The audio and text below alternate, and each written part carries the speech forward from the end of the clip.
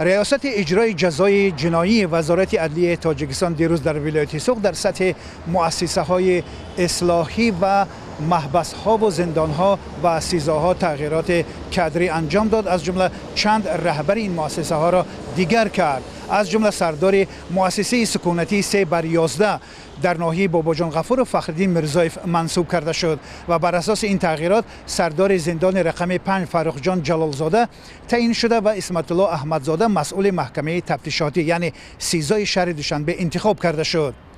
در رابطه با این سردار ریاست اجرای جزای جنایی وزارت عدلیه تاجیکستان منصور جان عمرов در صحبت با رادیو آزادی تاکید کرد و گفت که این تغییرات هم به خاطر به ترتیب و نظام آوردن و حس مسئولیت را از طرف مسئولان زندان ها بیشتر کردن انجام داده شده است. حادثه ماه نوامبر یعنی آشوب در زندان خوجند یک تکان برای مسئولان مؤسسه های اصلاحی تاجیکستان پیش آورد، چون که این حادثه که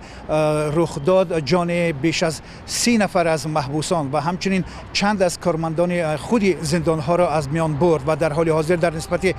بیش از 30 نفر از محبوسان این زندان همچنین نسبت 7 نفر از ناظران این زندان تحقیقات ادامه دارد. طوری گفته می شود در حال حاضر تاجیکستان که شامل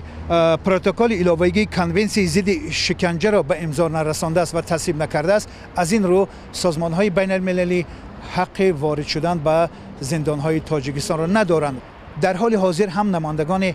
سازمان های ضد شکنجه تاجیکستان و هم نمایندگان سازمان های بین المللی تاکید میکنند که باید تاجیکستان این کنونسیون را به امضا و به تصویب رساند تا اینکه نمایندگان سازمان های بین المللی بتوانند که از وضع زندان های تاجیکستان آگاه شوند.